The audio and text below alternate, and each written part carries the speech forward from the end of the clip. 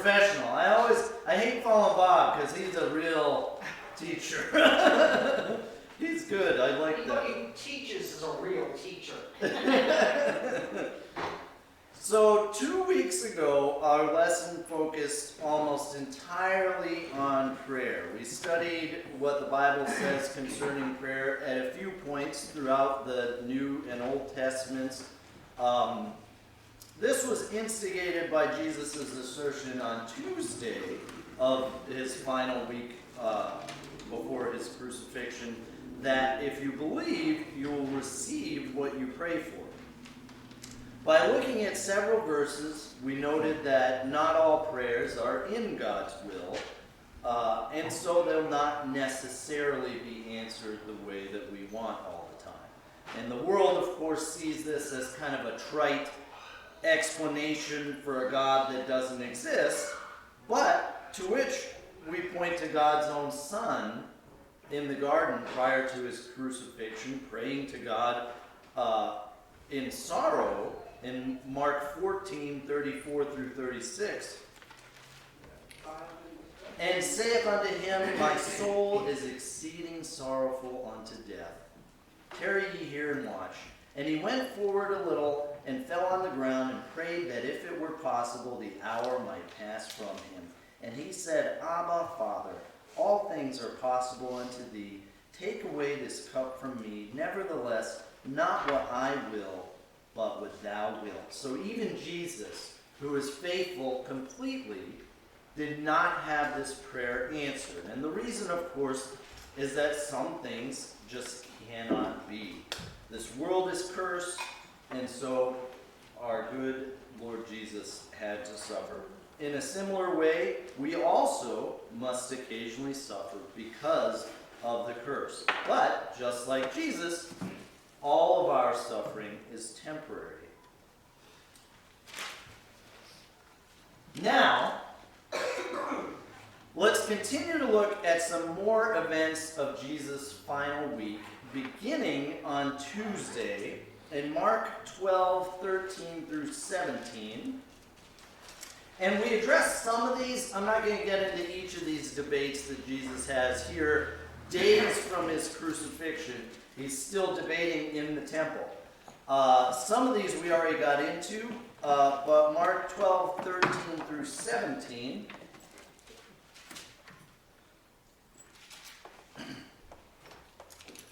And they sent unto him certain of the Pharisees and of the Herodians to catch him in his words.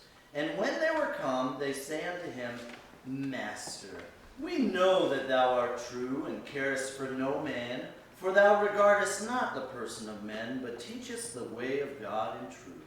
Is it lawful to give tribute to Caesar or not? Shall we give or shall we not?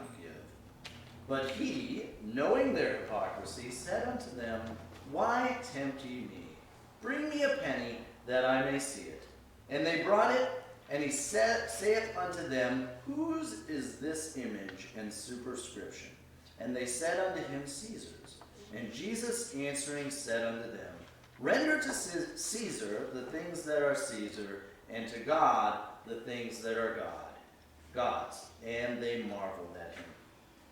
What are the Pharisees and Herodians trying to do here? They're trying to catch him. Catch Jesus. What about Jesus' answer makes it so perfect? I think the thing that makes it so perfect is that he gives an answer that does not defy the local government, which is unpopular. They want him to defy the local government. Everybody hates the local government. It's these Romans that are oppressive. They want Jesus to defy them and say, no, don't pay your taxes. This would be very popular with the people. It would also get Jesus killed and probably a lot of other people. Which is what they want. They want Jesus to say, don't pay your taxes, honor God. That's not what he says. So he tells them to pay their taxes, essentially, render to Caesar that which is Caesar's, without giving preeminence to the government over himself. Do they really think that Jesus teaches the way of God in truth? Not at all. They're totally trying to trick him into speaking against the government. We have a pretty free country where we are. Nothing like the Jews in Rome. How long would it take Pastor to get in trouble if he started teaching us all not to pay our taxes? It would be real fast, and he'd be locked up. As soon as April 15th comes around and none of us are paying our taxes, somebody would be knocking at the door pretty fast after that. What do you think happens to Jews in Rome that don't pay their taxes, or somebody that teaches don't pay your taxes in Rome? Yeah. Pilate, remember? Pilate said, I find no fault in this man. What does Pilate say if Jesus is going around teaching people not to pay their taxes? I find fault in this man, let's crucify him, you know? So they're trying to trick him, trying to get rid of him once again. This is what the Pharisees want. Next, Jesus continues to debate the Sadducees. When we went over this before, when they asked him who, that there's the Old Testament law that says that if a woman's husband dies, then she has to marry her husband's brother, and they create this, it's a fabrication. They create this artificial scenario where a woman in that situation would have to marry a series of brothers, and then what happens in the afterlife, whose husband who will be her husband. And Jesus, of course, explains that in heaven there is no marriage. So Jesus addresses that, and then in Mark 12, 28 through 31, they ask him, and one of the scribes came, and having heard them reasoning together, and perceiving that he had answered them well, asked him, which is the first commandment of all? And Jesus answered him, the first of all the commandments is, Hear, O Israel, the Lord our God is one Lord. And thou shalt love the Lord thy God with all thy heart, and with all thy soul, and with all thy mind, and with all thy strength. This is the first commandment, and the second is like, namely this, Thou shalt love thy neighbor as thyself. There is none other commandment greater than these. What makes this answer so good? Because it pretty much sums up the entire law in two basic commandments. Exactly. It shuts down this discussion because Jesus says, obey all the laws, essentially. So then he doesn't get involved in this debate with the scribes that pulls away from the focus of his ministry here. This is still on Tuesday. After this, Jesus takes, so it's like the evening time, Jesus takes his disciples apart, and then he gives them some prophecy. And this is Mark 13 is a very interesting passage in terms of prophecy. And it's also interesting, I think, because it's a big chunk of prophecy given to us by Jesus himself. So we're going to read Mark 13 now. And as he went out of the temple, one of his disciples saith unto him, Master, see what manner of stones and what buildings are here. So they're marveling at the temple itself, the disciples. And Jesus answering said unto him, Seest thou these great buildings? There shall not be left one stone upon another that shall not be thrown down.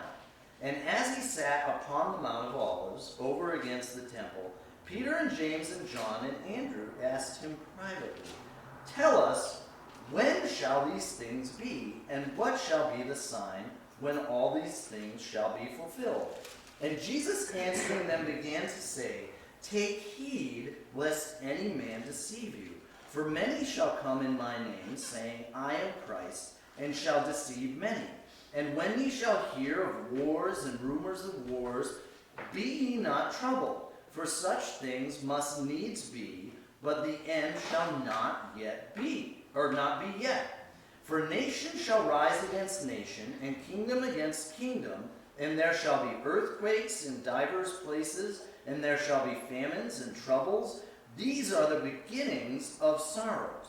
But take heed to yourselves, for they shall deliver you up to councils, and in the synagogues ye shall be beaten, and ye shall be brought before rulers and kings for my sake, for a testimony against them. And the gospel must first be preached among all nations. But when they shall lead you and deliver you up, take no thought beforehand what ye shall speak, neither do ye premeditate. But whatsoever shall be given you in that hour, that speak ye, for it is not ye that speak, but the Holy Ghost. Now the brother shall betray the brother to death, and the father the son, and the children shall rise up against their parents, and shall cause them to be put to death. And ye shall be hated of all men for my name's sake, but he that shall endure to the end, the same shall be saved. But when ye shall see the abomination of desolation spoken of by Daniel the prophet, standing where it ought not, let him that readeth understand. Then let them that be in Judea flee to the mountains, and let him that is on the housetop not go down into the house, neither enter therein to take anything out of the house. And let him that is in the field not turn back again, for to take up his garment. But woe to them that are with child, and to them that give suck in those days. And pray ye that your flight be not in the winter, for in those days shall be affliction, such as was not from the beginning of creation, which God created unto this time. And except that the Lord had shortened those days, no flesh should be saved. But for the elect's sake, whom he hath chosen, he hath shortened the days. And then if any man shall say to you, Lo, here is Christ, or Lo, he is there, believe him not. For false Christs and false prophets shall rise, and shall show signs and wonders to seduce, if it were possible, even the elect. But take ye heed, behold, I have foretold you all things. But in those days after that tribulation, the sun shall be darkened, and the moon shall not give her light, and the stars of heaven shall fall, and the powers that are in heaven shall be shaken. And then shall they see the Son of Man coming in the clouds with great power and glory. Then shall he send his angels, and shall gather together his elect from the four winds, from the uttermost part of the earth to the uttermost part of heaven. Now learn a parable of the fig tree. When her branch is yet tender, and putteth forth leaves, ye know that summer is near. So ye, in like manner, when ye shall see these things come to pass, know that it is nigh, even at the doors. Verily I say unto you that this generation shall not pass till all these things be done. Heaven and earth shall pass away, but my words shall not pass away.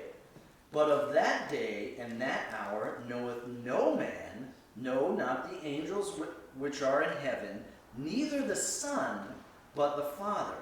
Take ye heed, watch and pray, for ye know not when the time is. For the Son of Man is as a man taking a far journey, who left his house and gave authority to his servants, and to every man his work, and commanded the porter to watch. Watch ye therefore, for ye know not when the master of the house cometh, at even, or at midnight, or at the cock crowing, or in the morning, lest coming suddenly he find you sleeping. And what I say unto you, I say unto all, watch. That was a lot to read, but, as we've said a number of times in studying the Bible, it's important that you don't miss context. And here, this whole passage, this whole chapter 13, is a specific prophecy from Jesus that addresses several different items. First, we notice in verses 1 and 2 how Jesus prophesies destruction of the temple. It's now about 30 AD, right? Jesus is about to be crucified. Jesus is about 33 when he dies, so we're right around 30 AD. The temple is destroyed, does anybody remember when? By the Romans? 70 AD. Yes, I knew Andy would get it. 70 AD. Absolutely. So we're only 40 years later, this temple is going to be utterly destroyed by the Romans. But right now, the Roman temple is a marvel of construction. The disciples are working in this area of Rome. Are the Romans good builders? Yeah. Yes, some of the greatest in history. They would have seen Roman architecture everywhere. And yet, as they're walking around the temple, the disciples, or at least one of them, says, wow, look at this. You know, in a place where you could, you know, if we were to walk around ancient Rome, we'd just be going like this. Wow, wow, wow. You know, so you would think the disciples would be pretty used to this. So this temple is a marvel of modern construction of the time. The disciples were impressed by that. Have you ever gotten used to something that's really quite impressive or different? I think of Larry on his ship. It must have been, Larry, when you first worked on that ship, that must have been, wow, your first step on the ship? What was it like a month into being on that ship? Yeah. That A lot felt, of hard work. probably felt pretty small. You know, big at first, but then small. You know, I work in the city. You know, the first few days I was on the subway, I was like, wow, I'm working in the city. And then, you know, a month in, not a big deal. And then, you know, I'll talk to people sometime. Oh, you're going to the city? Oh, I hate driving in the city. For me, I'm like, this is city driving. Brianna's like, stop driving like you're in Boston. We're just on the way to church. You know, you get used to these things. The disciples were probably used to this Roman architecture, but still they're impressed by this building, and Jesus here says the temple is going to be thrown down. Walvard and Zuck have a lot to say on this passage, which is handy because it's a little difficult to interpret on your own. The first thing they point out is that to the disciples, destruction of the temple is, and the end times are viewed together. So for us, the temple is something that was destroyed 2,000 years ago, and it really belongs to a religion different from our own. It belongs to the Jews. We know of it, we know about it, but it doesn't have the same kind of religious significance to us as it would to the disciples who were working with Jesus. Jesus is preaching and teaching in the temple. To them, this is both a marvel of modern construction and a significant piece to their lives. Think about, and it hasn't happened yet, remember, for them. Think about how often significant buildings are pictured in science fiction today. You know, when you see a dystopian future, how often do these buildings take place? Can anyone think of one? How about Independence Day? You guys see Independence Day with Will Smith back in the 90s or whenever it came out? You know? Well, right on the cover of the DVD, they've got a picture of an alien spaceship blowing up the White House. And it's meant to invoke that feeling of, oh, wow, aliens. You know, you look at Planet of the Apes. I watched a video of Charlton Heston riding on the sand, upset when he sees the Statue of Liberty crumbling. That's the impression that these disciples would have had. No, not the temple. To them, the temple being destroyed and the end of the world are synonymous. You know, obviously us looking back, you know, we're not in that last stage yet. This isn't the millennial reign. The destruction of the temple is just another blip in the history that we look back on. If, hypothetically, so imagine for yourself, if you read on the news tomorrow that the war in the Middle East destroyed the pyramids of Giza, or that the Eiffel Tower crumbled down, how would that affect your thoughts about the end times? I was going to say 9/11 was a good example. Yeah, 9/11. You know, there must have been people that thought at that time, wow, this is a sign. That thousands of people died in this tower. This doesn't happen in the U.S. This is a sign. Jesus is coming. And maybe he is. Obviously he is. But, obviously he certainly is. But, you know, it didn't happen in 2001. So, Peter has two questions in Mark 13:4. Tell us, when shall these things be, and what shall be the sign when all these things shall be fulfilled?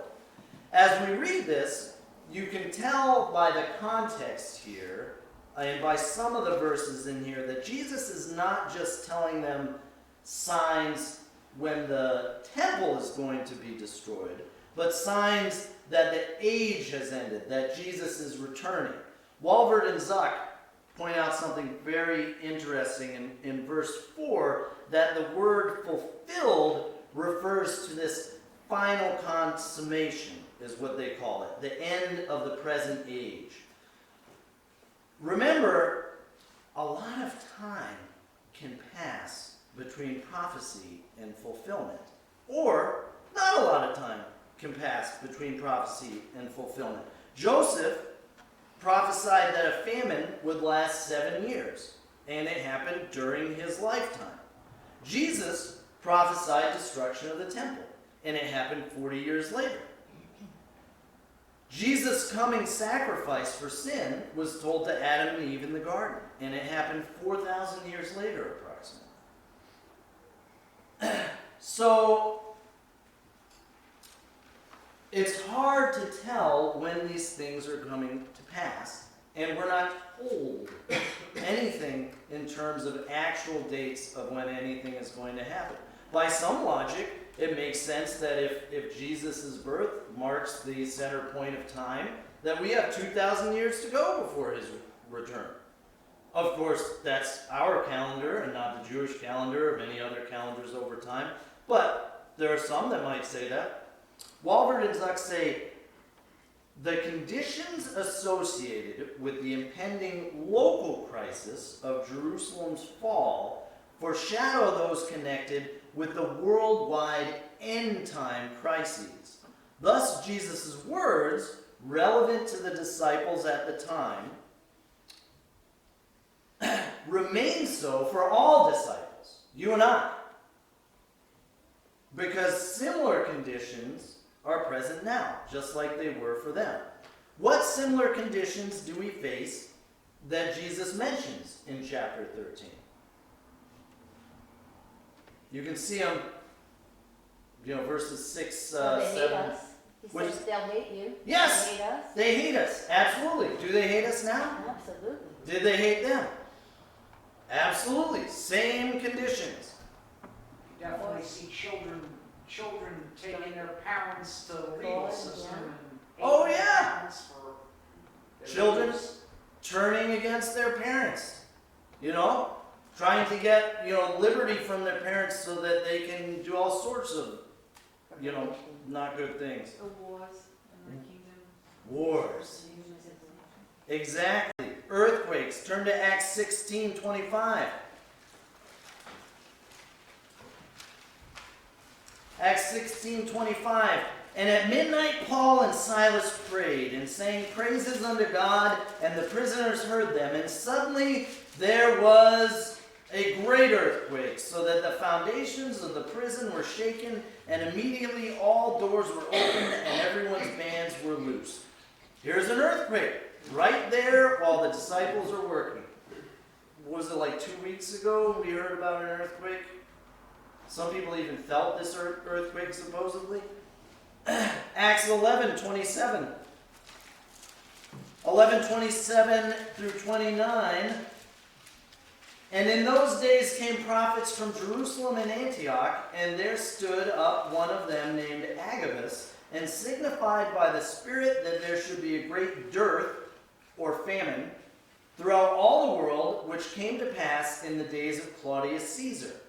Then the disciples, every man according to his ability, determined to send relief to the brethren which dwelt in Judea, which also they did, and sent it to the elders by the hands of Barnabas and Saul. So here are Barnabas and Saul, during their ministry, bringing Christian relief to Christians who are experiencing famine. Is there famine? Absolutely. Have you guys heard any of the news coming from Haiti? Not good. Not good at all. And there are places all over the world where it's similar.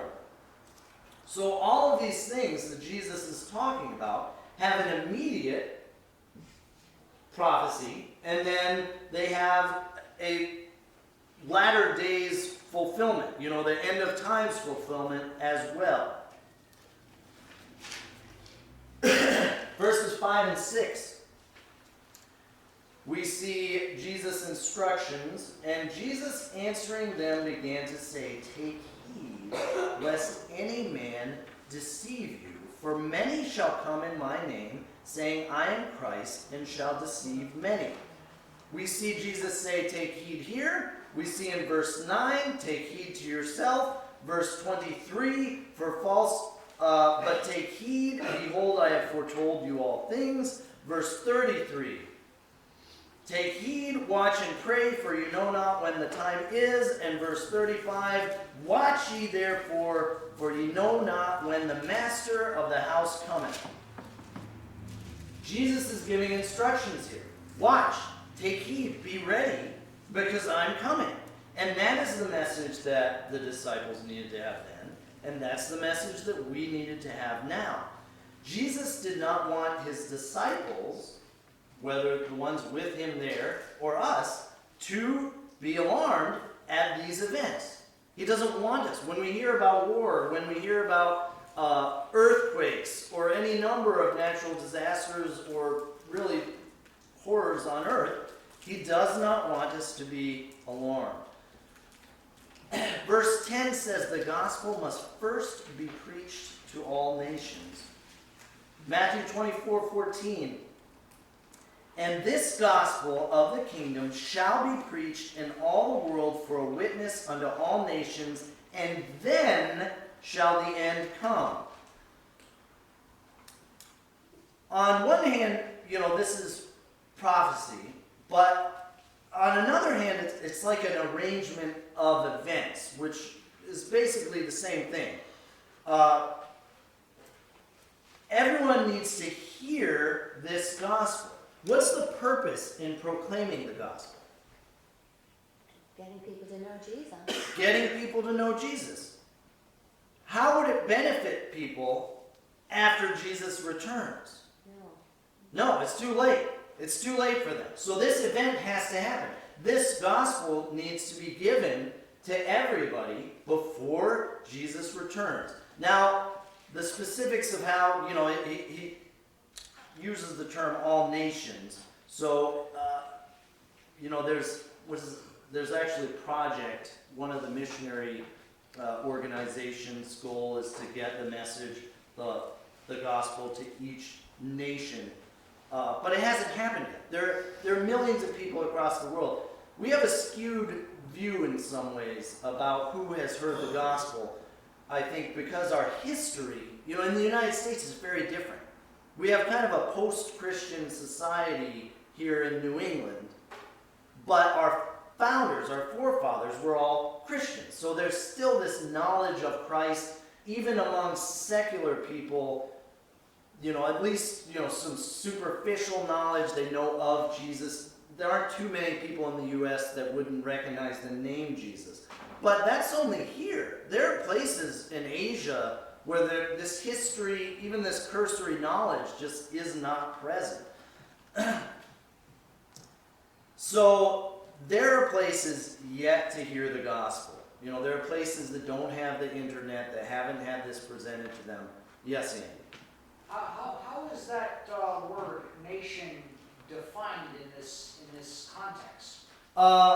Walbert and Zuck seem to think that it was a bit vague, but they describe it as the world, is how it's referenced there. I think there's some debate. Keep in mind this overarching idea that Jesus is referring to two different times. Obviously, Jesus has not collected his saints, right? Has he collected his saints? No. Has the temple been destroyed? Yes, the temple has been destroyed. So he's referring to his prophecy here is multiple times that this is getting fulfilled. It's getting fulfilled in this near future as the temple is destroyed, and some of these other things happen. Near future, we see the earthquakes, right? That's how Paul and Silas get out of jail. Near future, we see a lot of these other events. But he's also referring to the end of the age. So some of it has been fulfilled. You might say nations are the nations of Israel, right? You know, the Judah, The 12 tribes? yeah, the 12 tribes. Maybe it's referring to that. It does get preached to the 12 tribes, certainly while Jesus and his disciples are on earth. But it's also talking about the end of the age. So, two different points. So yes, you might say, well, it's already been preached. But that end of the age lesson is referring to reaching the world. At least that's how I read it. That's how Walford and Zuck do. I put a lot of faith in Walford and Zuck. Maybe there's other commentary that would say otherwise, but Well, the reason I ask is because we typically define a nation by a land mass and a border. You know, this is the United States of America. It's a nation. But Sure. he could be referring to a group of people who have no border, you know, or could country. be. You're absolutely right. In all of this passage, do we know when Jesus is returning? No, we do not. Verse 28 through 29, Jesus gives a great parable to kind of summarize what he's teaching his disciples. Now learn a parable of the fig tree. When her branch is yet tender and putteth forth leaves, ye know that summer is near. So ye, in like manner, when ye shall see these things come to pass, know that it is nigh, even at the doors. Verily I say unto you, that this generation shall not pass till all these things be done. Heaven and earth shall pass away, but my words shall not pass away. So, by this generation shall not pass, a lot of these prophecies have been fulfilled. But once again, Jesus has not collected his church. Because these prophecies have an intermediate time and then an end time. So, if Jesus does not tell us when he's returning, what is the point of this passage? For the disciples and for us. To be prepared. Be prepared. Yes, he says it again and again. Remember when we were going over Jesus' teaching methods, he repeats himself. We see at least 5 times he repeats himself. It's a warning to be diligent in our work. Jesus' goal is not to stir up curiosity about what's going to happen. Is it coming? Is it happening? That's not Jesus' goal. Jesus' goal is to keep us on task, to live faithfully every day so that we're ready when Jesus comes. What are the answers to the disciples' questions? When shall these things be? Jesus' answer is take heed, watch and pray. What shall be the sign? Take heed, watch and pray. Why doesn't Jesus tell us when he's returning? He doesn't know. He doesn't know. Great job. She was listening. Very well done. He doesn't know. It says right in the text. Verse 32, Jesus, even the Son, doesn't know when he's returning. Also, it would not be good for this goal of sense of urgency to know when Jesus is coming. You can see it in human nature. If you know exactly when something is happening, do you have that sense of urgency like it's happening tomorrow? Anyone who's ever done school knows this. Oh, project, end of semester. Great, I'll be sure to get on that now. No, I don't think so. And what do you think would have happened to his disciples? Here Jesus is saying, get to work. This church needs to be started. There's persecution everywhere. If the disciples thought, They might have waited yeah, until things calmed down. maybe they dragged their feet. What about us? You know, what if we take that view? Well, might be thousands of years before Jesus returns. Who can say? The point is sense of urgency for them and for us. And do we see sense of urgency in the disciples' lives? Yeah. Absolutely we do. They just go, go, go. Everything we read here. Is there a sense of urgency in Jesus' life? Yes.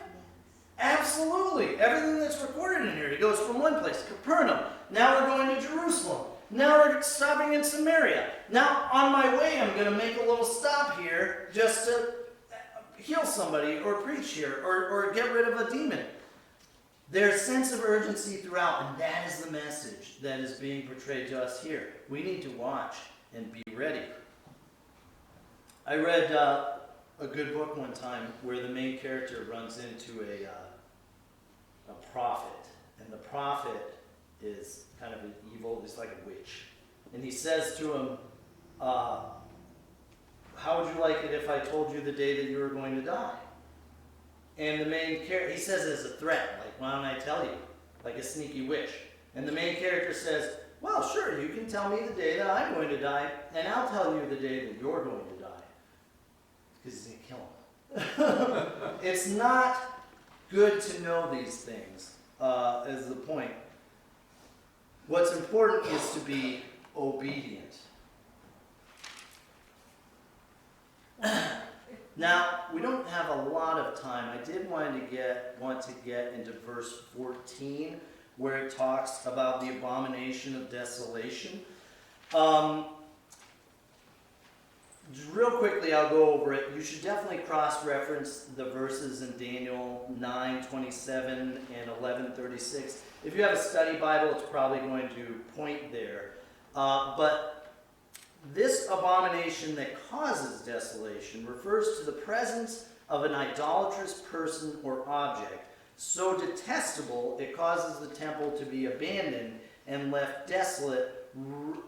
This passage references the Antichrist here. At least that's what Walvoord and Zuck explain. I think it makes sense. But also, once again, remember, there's intermediate prophecy and then there's end-of-age prophecy. So Walvoord and Zuck do acknowledge that it seems like this is talking about the Antichrist, especially if you go back to Daniel and read about some of the events. But also it may be referencing, there was a time where a false high priest was put in after the, around the time of 70 AD. Josephus records in 67 and 68, just prior to destruction of the temple, there's a high priest, Phani, is installed. And obviously this is a false high priest. It's during the time when the Roman government is interfering with the Jewish religion, just prior to ripping down the temple.